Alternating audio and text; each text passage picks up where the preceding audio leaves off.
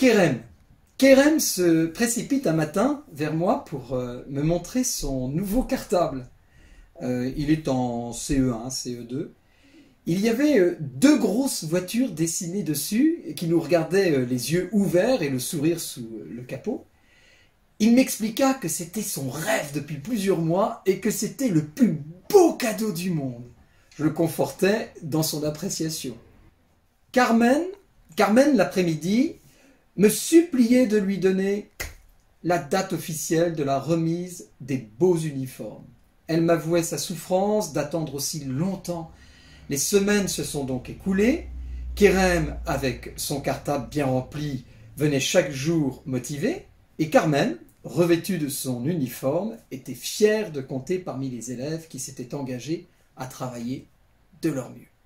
Un soir, alors que les élèves étaient tous partis, je remarque par terre, dans la cour, sous la pluie, un sweat bordeaux et plus loin encore, un cartable vide, grand ouvert.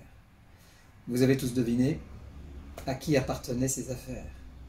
C'est alors que je m'adresse le lendemain aux élèves du collège et du primaire. Tout bien matériel en notre possession a une triple valeur.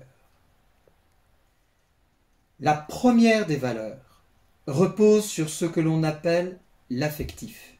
N'oubliez pas le désir que vous aviez de posséder ce bien, la joie de l'avoir reçu, le soin et la gentillesse de l'autre de vous l'avoir donné, vos économies ou votre patience pour l'avoir obtenu.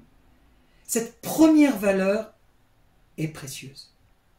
C'est la reconnaissance, car elle vous rappelle que rien ne vous est dû et que vous avez de la chance de l'avoir.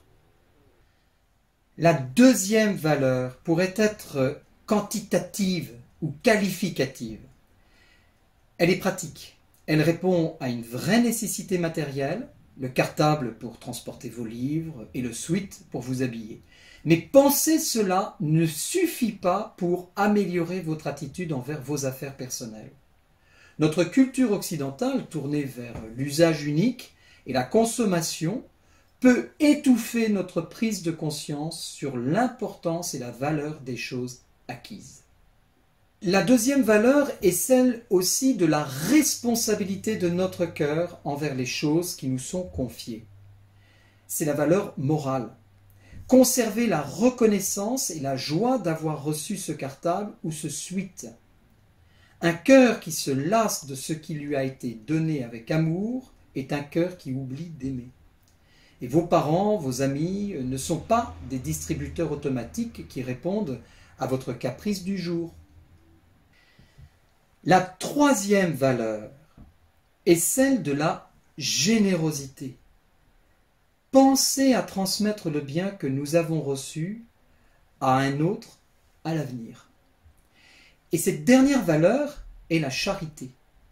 Nous devons recevoir les biens matériels comme un héritage. Nous sommes des passeurs. Il s'agit d'un bel effort solidaire et écologique. Vous pourrez remettre votre cartable à votre petit frère ou votre sweat lorsque vous serez trop grande pour le porter. Et tout cela, je le dis devant l'ensemble du groupe de l'école.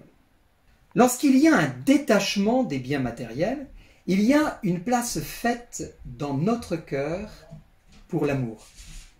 Et c'est pour cela que le proverbe dit « Là où est ton trésor, là se trouve ton cœur ». Que va donner notre cœur? L'envie de posséder ou le désir de respecter? Kerem a gardé son cartable plus de 2 ans et Carmen, très fière d'avoir grandi, a rendu son uniforme à la bourse aux vêtements du collège.